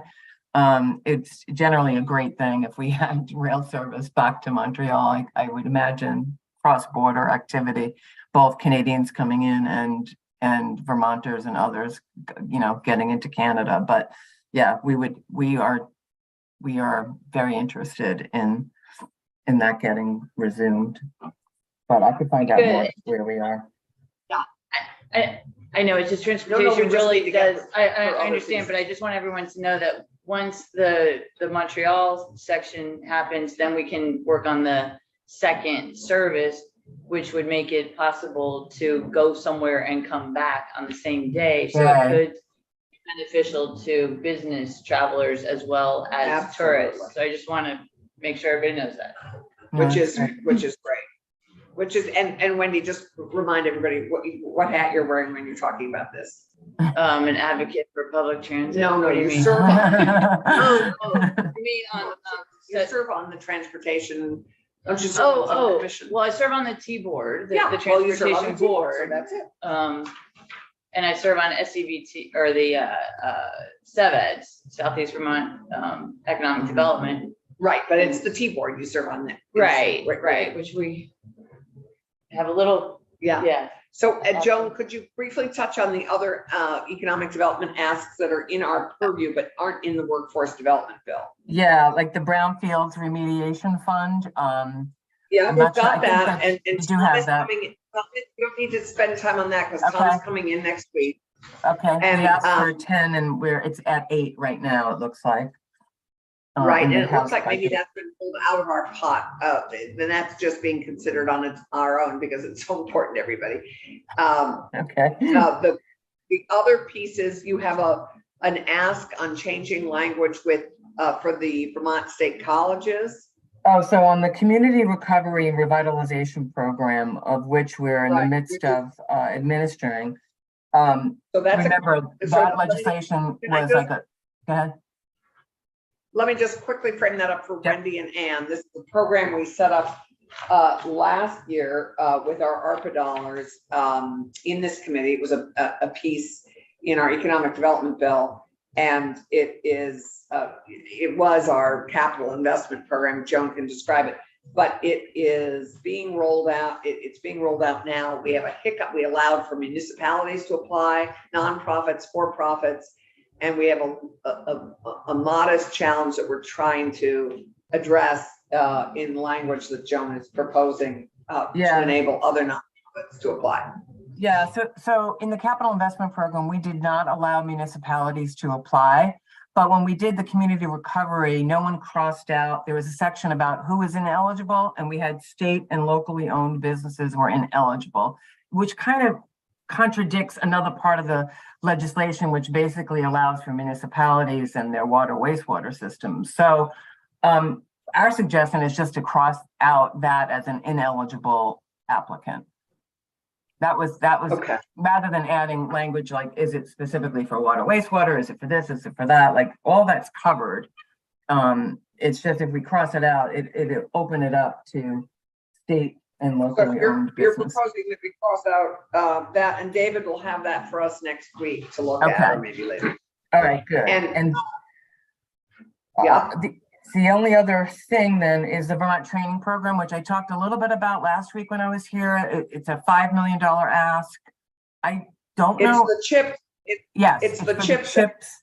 It's for the CHIPS Act commitment. So the state has to send a letter of commitment to these entities that will be applying for CHIPS money. The letter of commitment, it could be a contingent commitment, which is what we anticipate doing. Like, in other words, we're not going to give this money unless they get the CHIPS money. And the money, we would like it to be workforce development money rather than any other type of incentive.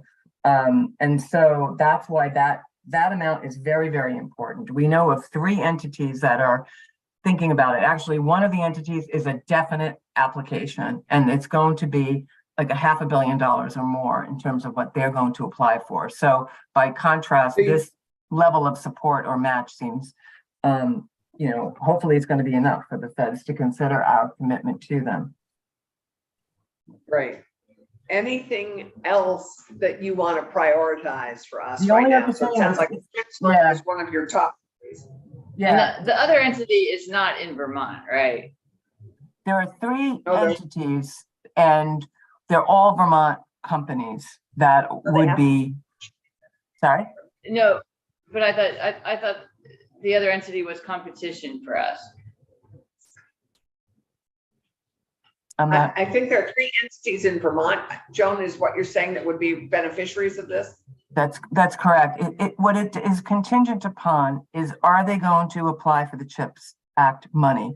And 2 are considering it that we know of. 1 is a definite application. And so these applications are due sometime in June. And we'd like to be in a position to submit with them a letter of commitment. It's not even a letter of support. It has to be a commitment letter from the state. It could be contingent, but it has to be a commitment. And that's why we thought we needed to do it this way. I don't know if I'm answering your question or not. Yes, it does. And your concern is that 5 million may not be enough, but it is, I think, probably what we can manage this year. That was our feeling.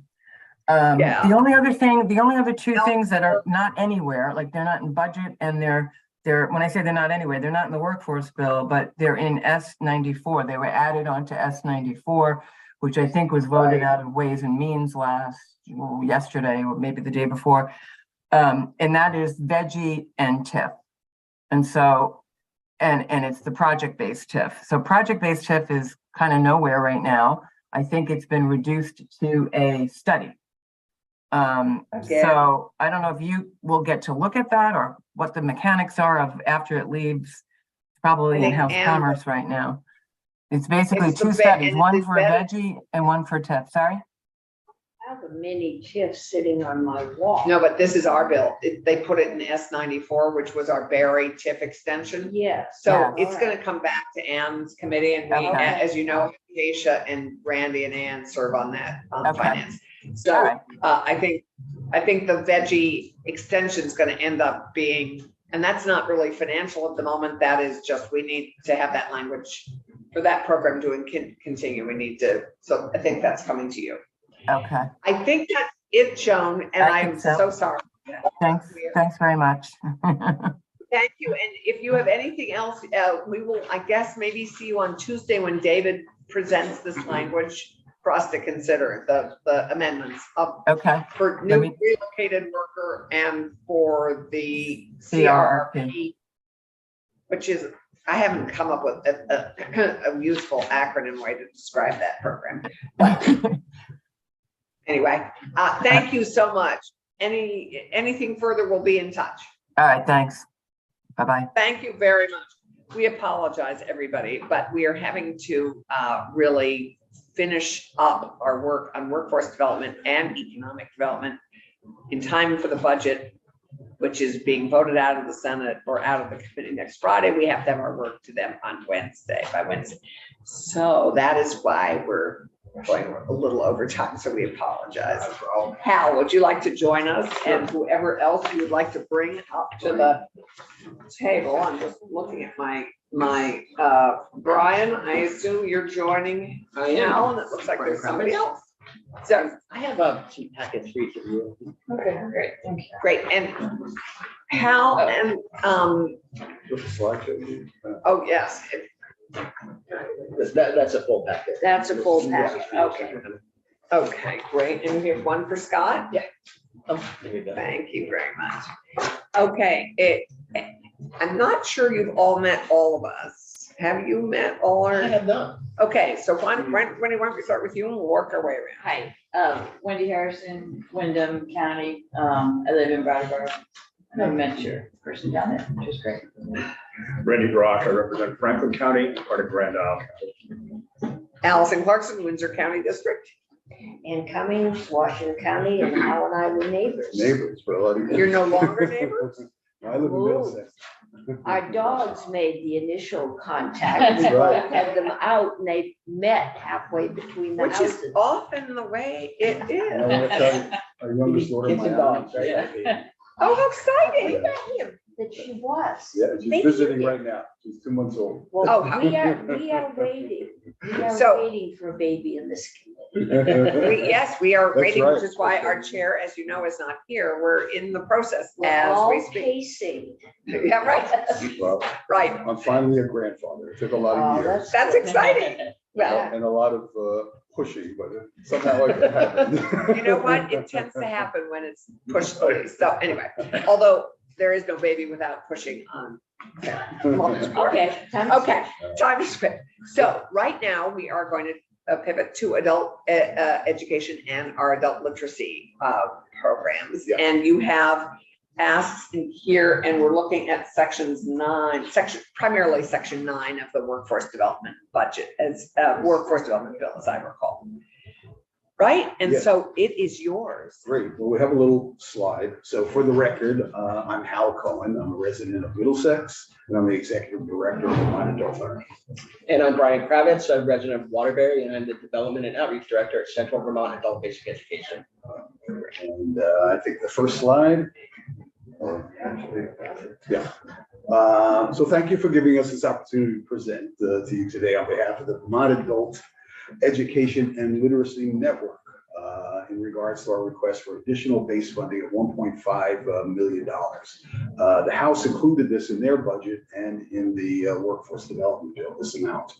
Our network is comprised of 4 adult education and literacy providers in the state, which includes Central Vermont Adult Basic Education in green, Northeast Kingdom Learning Services in yellow, the Tutorial Center in pink, and then Vermont Adult Learning in blue. As you can see, the AEL network providers cover the entire state, and we're able to serve students regardless of where they live.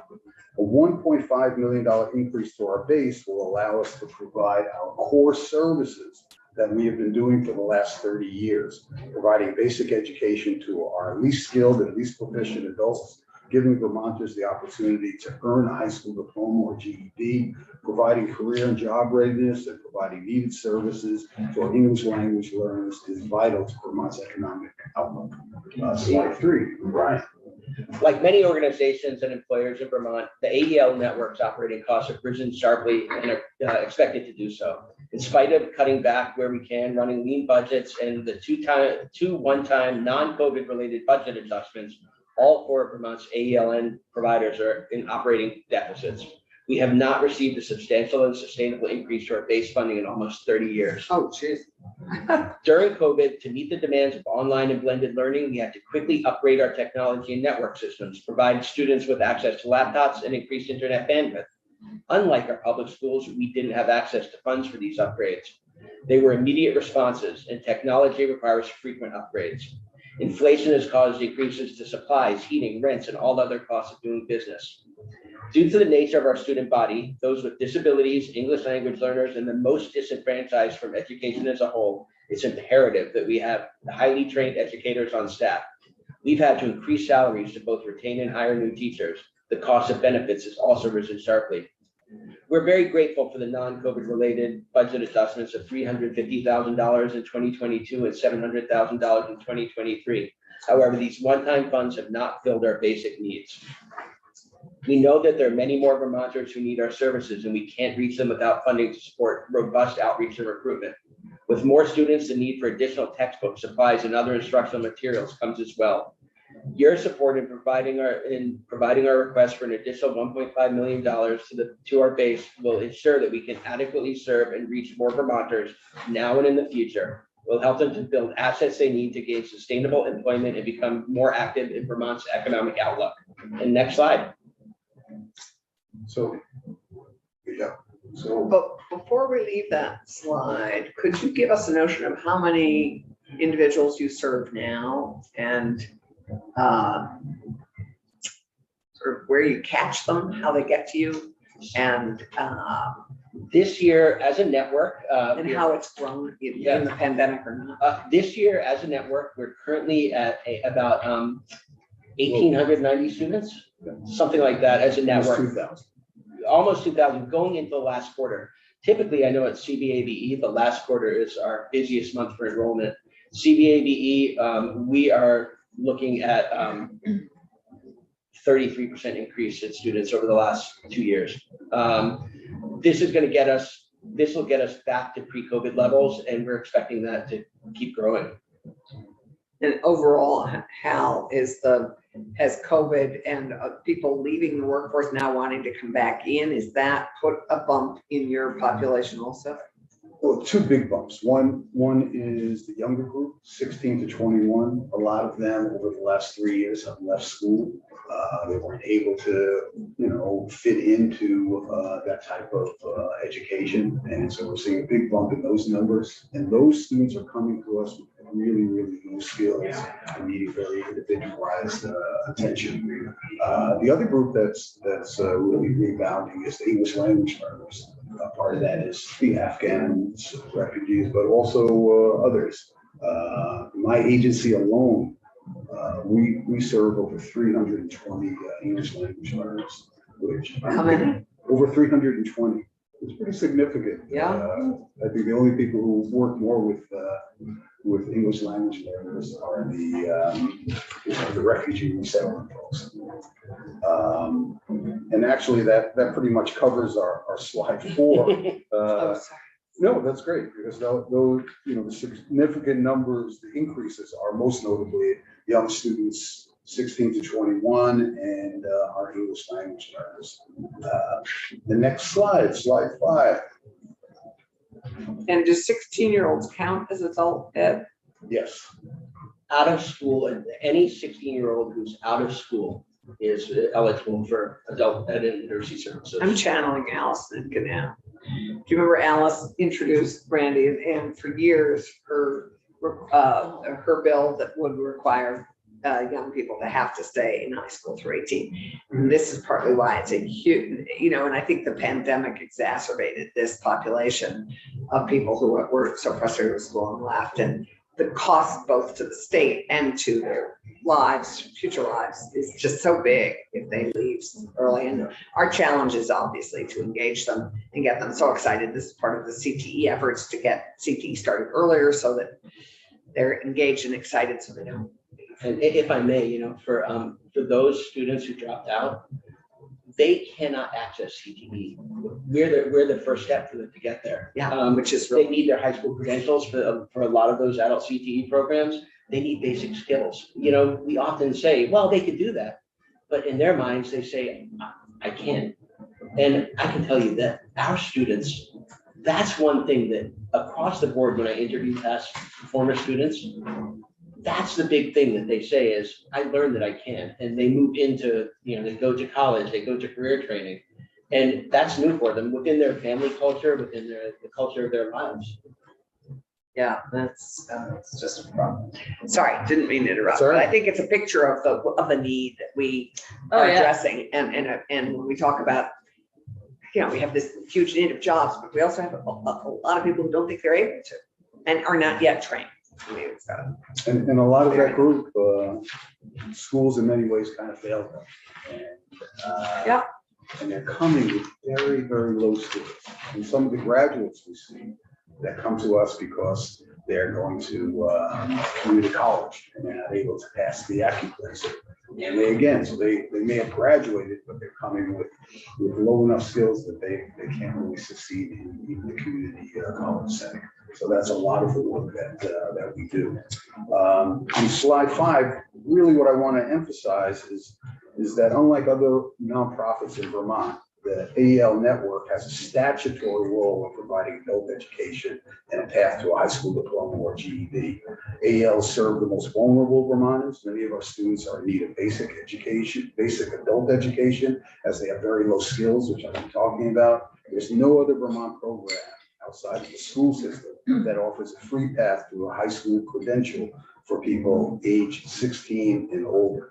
The state offers many tech ed programs and pathways to a better career, but many of our students lack the basic skills to participate successfully in these tech programs, free college programs, and workforce training. Slide 6, please. Our work really does change lives. Sarah, who's pictured on the left of the slide, she attended Val to earn her diploma, and she continued her education at CCV and now is the owner of a thriving interior design business in Brattleboro. Kiana, pictured to the right, started her adult education and literacy journey at the Tutorial Center of Bennington, when she was 16 years old. She said that she felt hopeless for the future, but 3.5 years later, she's accomplishing goals she didn't think were possible. The Tutorial Center's flexibility enabled her to work, get her driver's license, her first car and apartment, earn a high school diploma, all while caring for a disabled family member. Students come to us at all skill levels, from no literacy to very low literacy. And I do want to point out that at CVAB this year, 50% of our native English speaking students are coming to us with skills below a 3rd grade level, at or below a 3rd grade level. It's hard to imagine how they have progressed in that. So they come to us with levels from no literacy all the way through middle school and high school levels, just like a public school system would. We know that there are many young adults who dropped out of high school during COVID, and within 3 to 5 years, have become massive stressors on the system. A robust and sustainable adult and literacy system will be their first and only stop for their high school credentials, academic skills, and pathways to fill workforce needs. As a network, our students are 58% female, 22% BIPOC, 46% have at least one disability, 53% are unemployed, and most are living in poverty. 100% come to us with barriers to employment. 76% of our students come to us with no high school credentials. Some can take a year to get a credential, others can take years to do it. Over the last 5 years, 903 of our students earned a high school diploma, 209 earned a GED. Many of our students either joined the workforce or went on to post-secondary education, including college or job training. A number of our students received industry recognized credentials. Without our services, they would not have been able to make these gains. Next slide, please. And are you sending us, so the slides don't include all your statistics. Are you sending us your written testimony? We can send you all the statistics are in. All in the packet that you get. Okay, great. Oh yeah, they're neatly packaged in there. It would be great to have them on our They are website. neatly I like the graphics. No, thanks. Vermont's AEL system is integral to the workforce development picture in Vermont, helping to fill positions in high need sectors. Pettigay, who's pictured in this slide, dropped out of high school in 9th grade when she got pregnant. As a single parent, she worked menial jobs to provide for her daughter. With little education and few skills, she worked in housekeeping to put her daughter through college and then a master's program. Her daughter is now a practicing mental health counselor. She then received her high school credential through high school completion. As part of the program, she obtained her LNA license, and she works in a care home doing what she loves. Her life has been transformed. Every one of our students across the state has a story with histories, goals, and pitfalls along the way. So many like Pettigay have changed their lives through our programs and have become integral parts of our economy. Last year alone, 21 AELN students earned an industry recognized credential. 23 entered post-secondary or job training programs. Our work is helping to fill the workforce needs, and the additional funding will allow us to continue this essential work. Next slide, please. So between 2018 and 2022, AEL providers served over 10,000 Vermonters. Some of these Vermonters, are duplicate numbers because they may have been with us for a year or 2 years or whatever. And improving their skill, the work and the goals that we're working on is improving their skills in reading, writing, and math, obtaining a job or a better job, earning a high school diploma or a GED, achieving certification or other credentials for a job, attending college after discovering that college was not only possible, but a desire, and new Vermonters looking to improve their English language abilities so that they can become a contributing part of the Vermont workforce. Vermont's AEL can be compared to a medium-sized Vermont school district. We serve around 2,000 students a year, most with high needs. We operate under the guidance of the Agency of Education, and our programs are in statute. Close to 200 of our students a year obtain a high school credential. We do this at a fraction of the cost of our school systems. Over the last 5 years, the average cost per student served by the AEL providers was $3,124. The last slide, please. So Pettygay's story that Brian shared with you is but one of thousands, and there are goals, dreams, and new stories yet to be realized for almost 36,000 Vermonters that do not have a high school credential, and tens of thousands more with low skills. And we are asking for your help to ensure their dreams and stories can become a reality. We ask that you support our request for an additional $1.5 million of base funding for the adult education and literacy providers. This is also an investment in our untapped labor market and will strengthen our economy. And for many Vermonters, it's a ticket out of poverty. Thank you again for this time, listening to our presentation, for supporting Vermonters who need our services, and supporting the Vermont Adult Education and Literacy Network. And again, we urge you to keep the $1.5 million for AEL and H484. Any other questions? I've got a couple Brad? questions. First, you mentioned there are 4 different providers. Could you just give us a 30-second overview of what are the 4 providers and how are they different? What do they do? So, They're on that map, I think, right? yeah, How are they? really quickly, Vermont Adult Learning is the largest provider. We cover 7 counties. So we're That's the blue. That's the blue, right? So you can see Franklin, Grand Isle, Chipman, Addison, Rutland. Are the differences simply organizational and geographical, or are there differences in what they actually do? That was really my Where we all have a grant from the Agency of Education. So we're all doing the same in that regard, but we all each have other focuses. And we're also, like, for example, we're doing, my agency is doing training in weatherization and solar panel installation and cold weather heat pump installation. So we each do different things. I know in your agency, you're starting to do some other workforce trainings, like for preschool teachers and things like that. So we do sometimes different things, but basically our primary core work is the grant that we get from the Agency of Education. The second thing is we're looking for $1.5 million additional. What's your base funding right now? So Base funding right now is 3.5 million. Total or for you? For total across the state. And there is, so we consider the base funding, the funds that come in through the adult basic education grant from the Agency of Education. And I think you have this chart somewhere here, one of these. There's, look.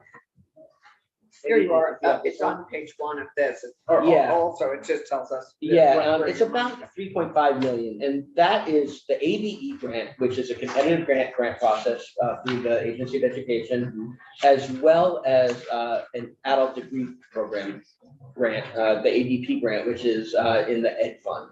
Those two together are base funding. Then there's some other small federal funding through Title II of WIOA, the Workforce Innovation Act. We are considered a one-stop partner with Title II of WIOA. And that's for us at CVAB, that's about 10% of our total funding.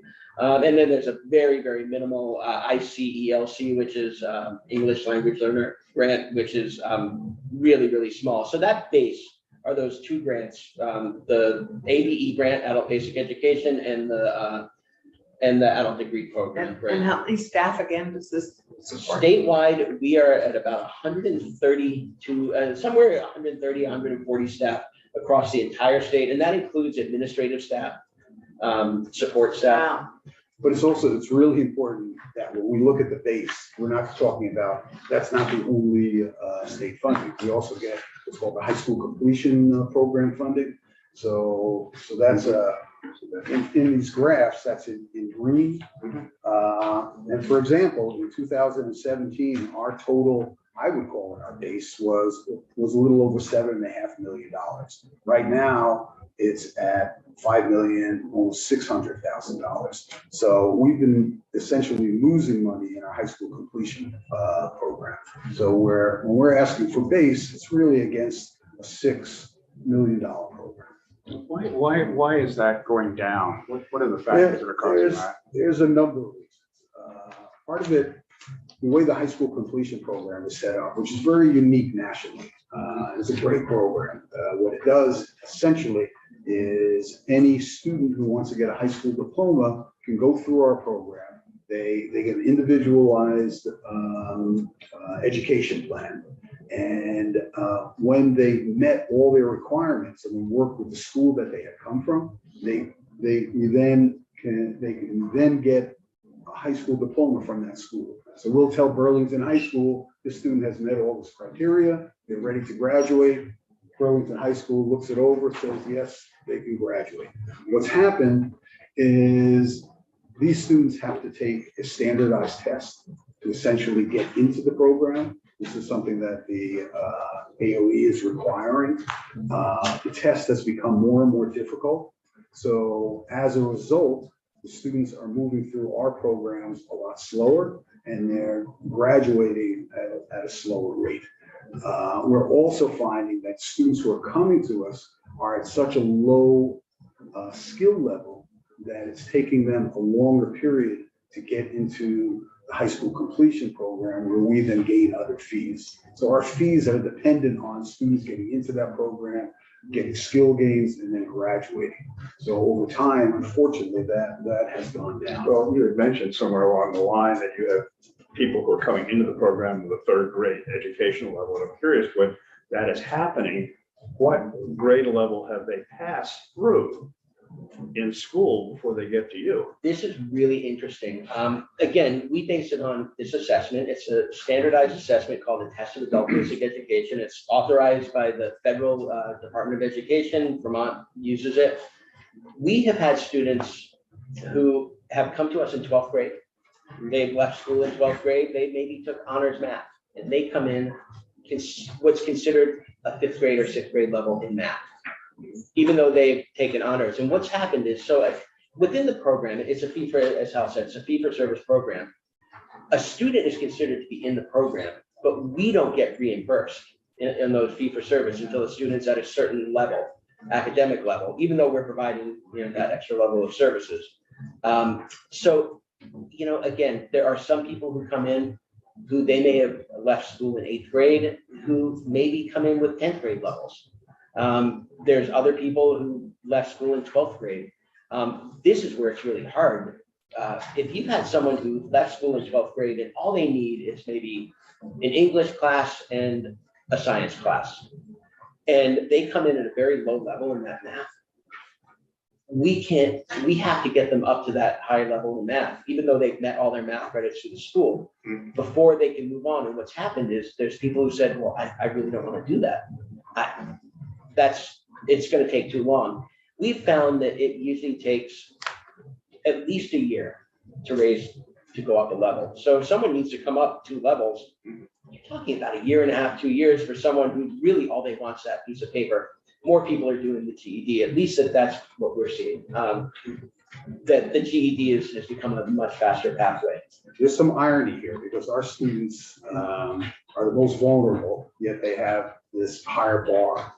On the other side, when they graduate from our program, they have much better skills than many of the students who graduate from our regular high schools. I'm not saying all students, but a certain level of students we know get passed on from grade to grade. and they really are not at the level.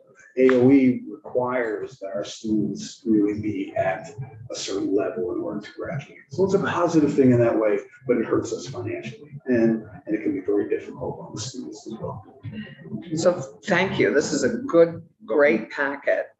And we really appreciate your work. Your work is just, and at some point, feel free, I think all of us would appreciate, somebody's reached out to me from my neck of the woods and I just haven't had time, but I think all of us, it would be great for us to go and engage in whatever capacity we can locally to see what's happening. It's sort of discouraging to hear what's, the skill levels of our 16-year-olds coming to you. But that's another day and another committee. Right now, we need to be your advocate. So thank you for this. And thank you. Have a great weekend. And we are going to pivot to the money. And Sarah is going to give us, I, however, need to go and I think we all need 2 minutes. We've been sitting here since 2 minutes 9 would be o'clock. great. If we could be back in 2 minutes because we have a hard stop